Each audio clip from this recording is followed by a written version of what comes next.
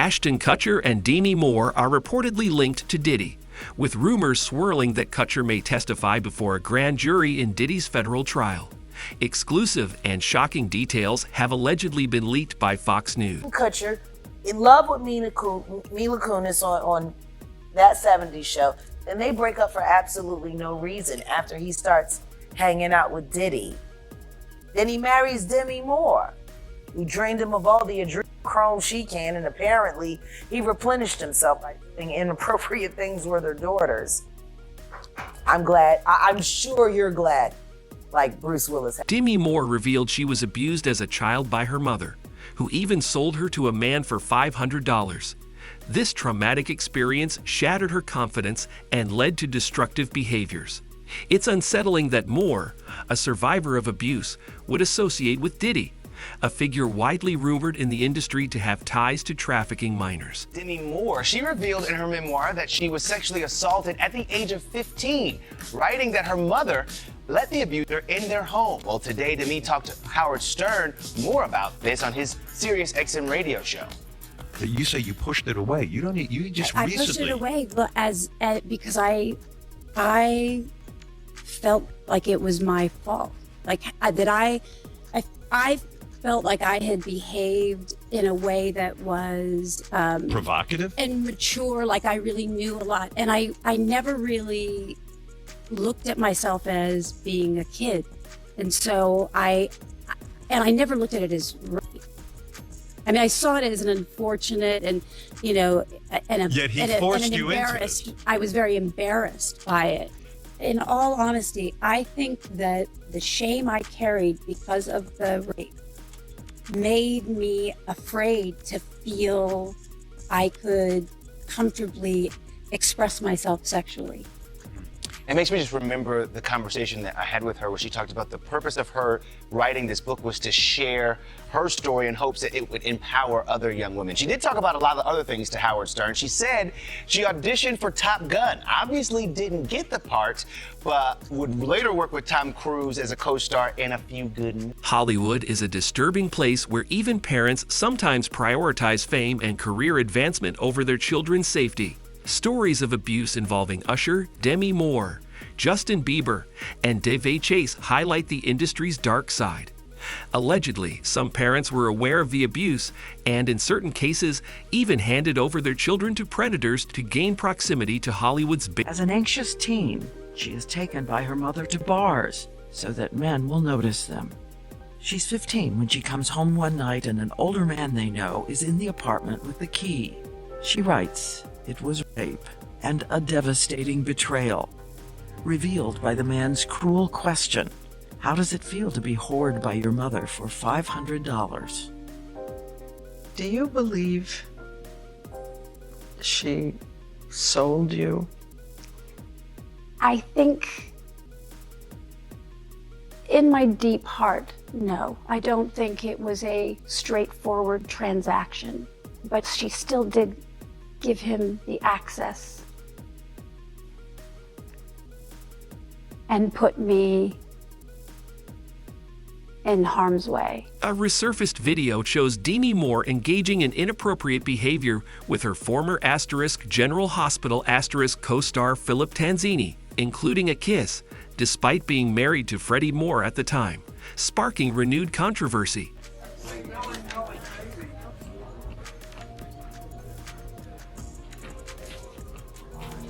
Okay, one more time.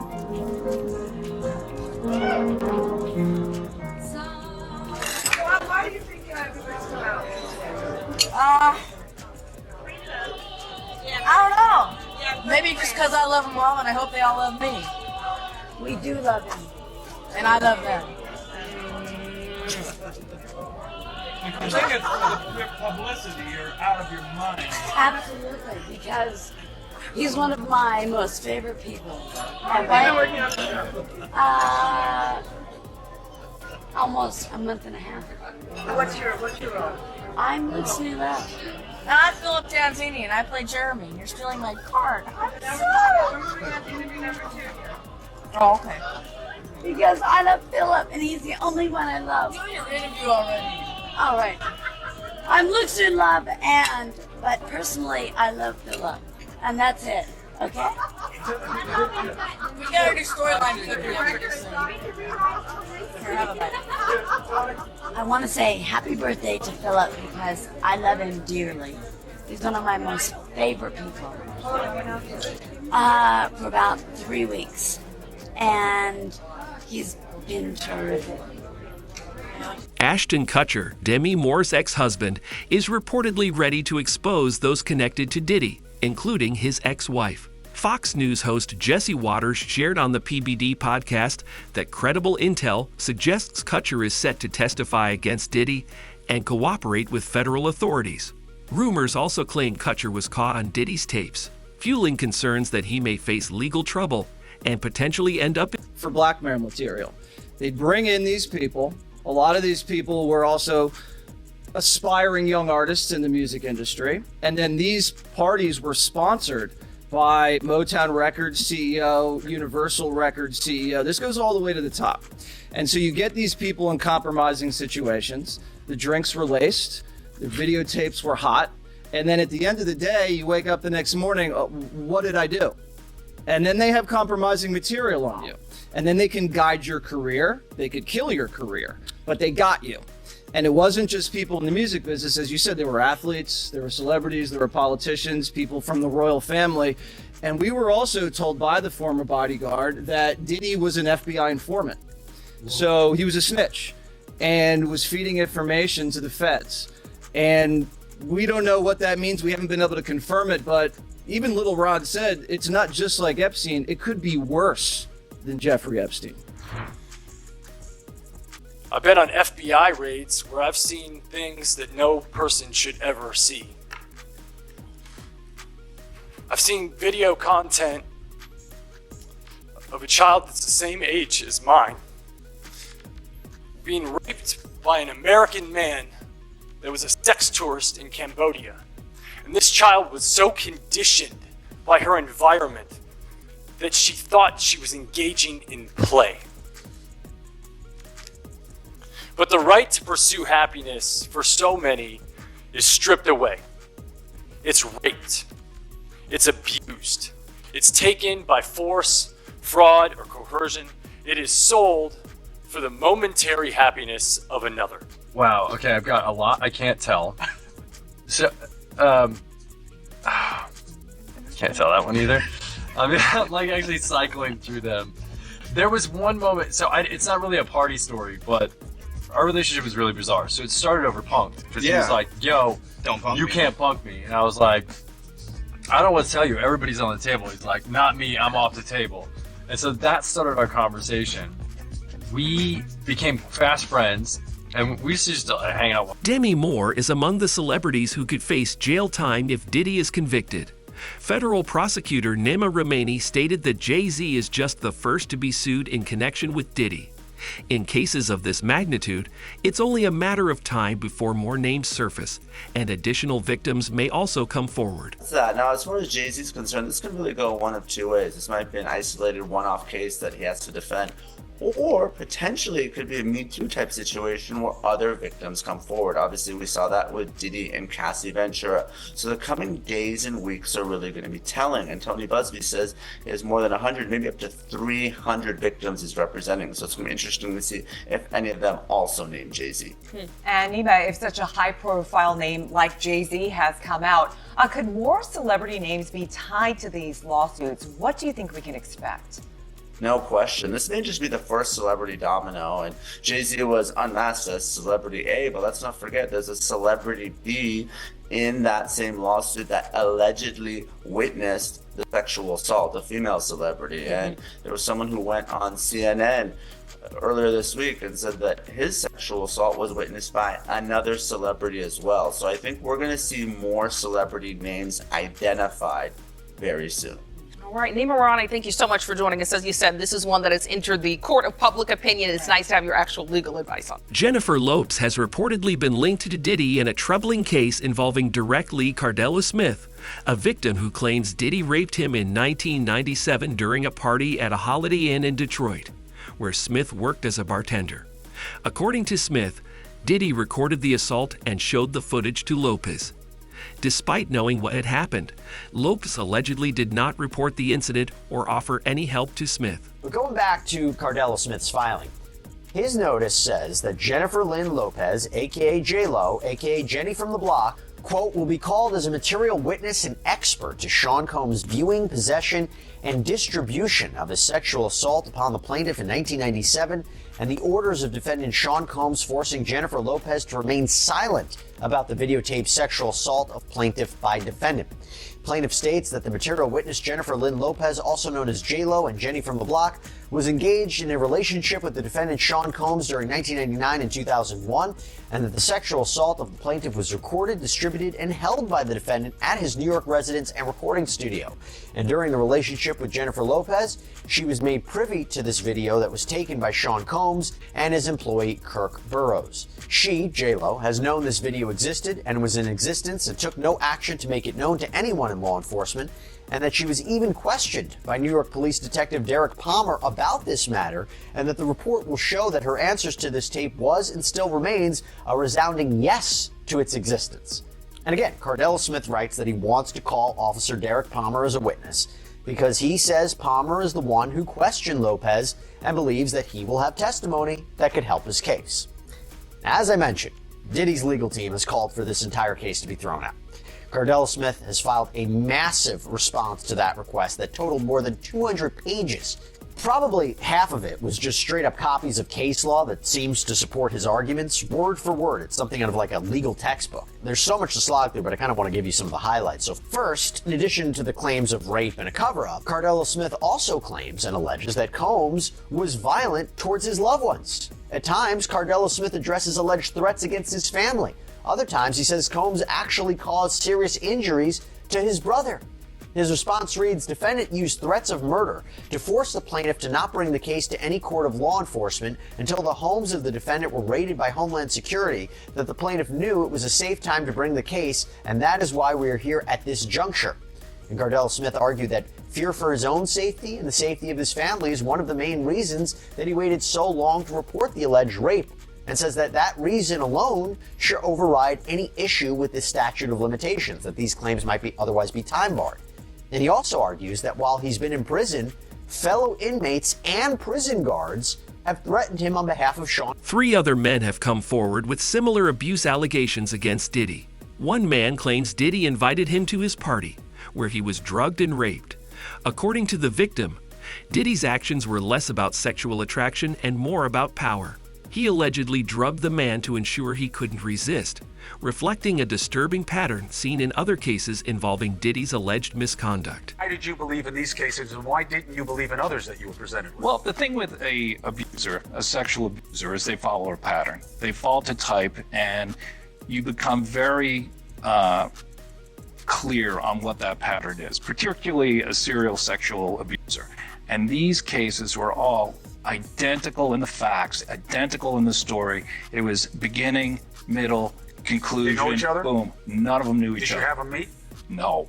Did you have them coordinate stories? No, no. Do you think they had any contact with each other before they came to you? Absolutely not. And when you were talking to them, well, first, the ones that you didn't take, why not?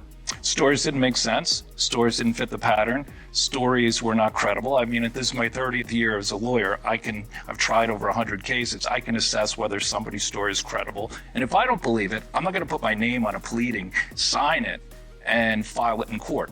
I'm not doing that. And that's what I did with the 60 plus cases that I rejected. And this is not really your area of expertise. If people will look you up, celebrity lawsuits is not really where you make your bones. Why this? Well, I was involved in the Weinstein litigation. Right. I was involved in the Paducah litigation. I was involved in the Hayden litigation.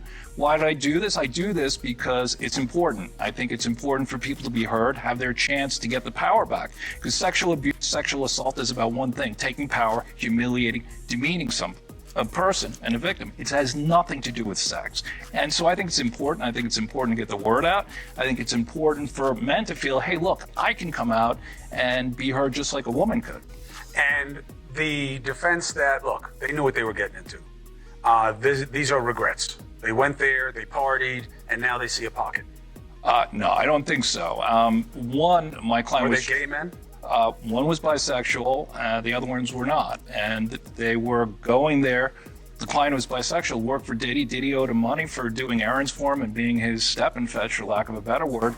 And I think it was a power move. It was a clear power move because this guy had the nerve to come to him and say, "You owe me money." And so Diddy said, "Come on to the Intercontinental Hotel." He gives him the drug, knocks him out, sodomizes him. And I won't use the term that my client used, but I will. He said he tried to turn me into his B word. And I think it was a clear power move on each and every occasion. I think the ones that took place in the Park Hyatt, that wasn't partying. My client met him in a nightclub in the city here with a music producer. He didn't think he was getting into that. The man who was raped in the Hamptons, he thought he was going to a white party. Who wouldn't want to go to a white party? I would have gone to a white party back in the day. I wouldn't go now.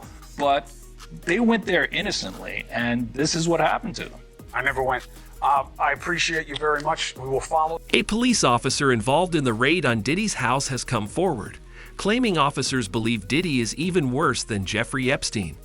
The raid revealed that baby oil and drugs were not the only items at Diddy's residence. Officers were forced to use lethal force, citing Diddy's dangerous... Diddy's at a party. You know, for years, P. Diddy's gotten a whole pass. He's actually created his own kingdom where he makes his own rules, and you got to follow his rules or you get penalized. And guess what, Laura? He's now in a federal penitentiary, and for the first time in his life, he's facing his own fate at the hands of somebody else. And I will tell you, Laura, I've done federal cases, that's not the place you want to be in federal court. 90% of federal criminal indictments brought down are pled out, right? A plea deal is brought. And of the only 10% left, 90% of those defendants that go to trial, they lose. So he is looking at a daunting uphill battle to fight these horrible charges. Now, Brian, one of the DHS agents involved in this raid on his Miami mansion described what he saw inside the house, saying that, in my opinion, he's as bad as Epstein. These women are young, either barely legal or barely illegal. Brian, this sounds like he was a monster. Yeah, Laura, I will tell you that this indictment was very detailed, by the way, too. Your viewers should know there were over 300 subpoenas served, over 50 witnesses interviewed. Why is that important? Because the federal prosecutors aren't going to be leveling an indictment like this unless they have ammunition and they have cause to bring it. And the core issue at this case, which the feds have to prove, which it's looking like they can, is that P. Diddy essentially controlled these women. That he threatened them with stopping the money that he was paying them, that he spiked their drinks with drugs, that's been alleged in the indictment, and that he basically told them, I'm going to ruin your life unless you engage in these freak-offs. And that's really what the prosecutors got to prove. And if you've got some victims coming forward to talk about that, you've got financial records that prove that, travel itinerary that proves that, P. Diddy has very little defense. And I got to tell you, Laura, if this guy wants to fight these charges, he's going to have to step up and walk into a courtroom and talk about it. If he doesn't testify in this case, he is dead on arrival. Well, who else is on these tapes? I mean, will the tapes ever see the light of day? I mean, that's what everybody's talking about. Who else is there? It's like with the Epstein, his pleasure island. Who else? Who went? Who was there? What's the manifest? But Brian, chances 1 being least likely, 10 being most likely. Will we learn of other celebrities that were at these freak-offs? Yeah, I think you've got an 8 or a 9 for a likelihood you're going to hear about it. Why? Because there are going to be more indictments coming down, Laura. That's an important point here, because he's being charged with racketeering and conspiracy. You're going to have, well, let's start on the inner circle. You're going to have former bodyguards. You can possibly have former musicians that he was with. You've got personal assistants that are going to be, they're already talking about this. Some of those are likely to be charged. And then guess what? If you've got some music moguls that are sending women over to these alleged freak-offs, then you've got some top people that are going to start crumbling too, because they're all part of what's called this criminal enterprise. Before her death, Diddy's ex-wife, Kim Porter, allegedly wrote a memoir detailing his crimes and how he was orchestrating an entire operation. This memoir, along with 8 of Diddy's tapes, has reportedly been handed over to the FBI by Courtney Burgess, one of Kim Porter's friends. Courtney, who is subpoenaed in a federal criminal trial, presented the tapes, which have allegedly been shown to a grand jury. Kim Porter entrusted the tapes to Courtney. And those statements include descriptions of what the witness says he saw on those tapes. So I asked him about that, and he answered what he could, given the limitations imposed on him after testifying before the grand jury. Out of those 8 videos, 8 celebrities, 6 men and 2 women, how many of those 8 celebrities were close to being underage or potentially underage? 2 males. 2 males. And of those 8 celebrities, how many of them were intoxicated or under the influence of drugs? This is going to be all speculation. I just want to preface it by he wouldn't know if they were. Right. Sure. Appeared to Let be. me rephrase Right. it. Based on, yes. Understand. Out of the 8 celebrities who were recorded having intimate relations with Sean Combs, how many of them appeared to be either inebriated or intoxicated or under the influence? All of them. All of them. Out of those 8, how many appear to be potentially victimized? How many might have been victimizing? I think all, to be honest, all. Were victims They or victims. were perpetrating? Victims. They were all 8 were victimized, Yeah, meaning this was happening to them and they were inebriated. Right. Not knowing, I guess, how much proof it was in it of what they was doing. Is your client fearful if Diddy does get out? As you know, I represent other clients, actual victims who have sued Mr. Combs, Diddy, in civil court, and all of them are very apprehensive about their safety if he were to be granted bond.